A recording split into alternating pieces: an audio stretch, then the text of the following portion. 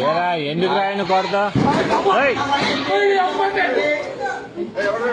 ఆ జోన్ ఎట్ట కొట్టాడు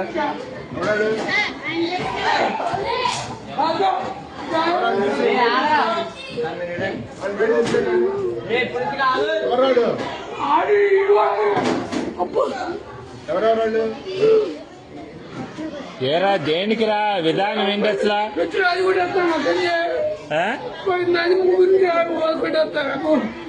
తెలీదు అడు కొట్టాడు కొడు ఈ చెప్పండి రే ఎందుకురా విధానం అట్లా కాదు అసలు తప్పు కదా మాస్టర్ అంటే ఇది ఏదైనా ఉంటే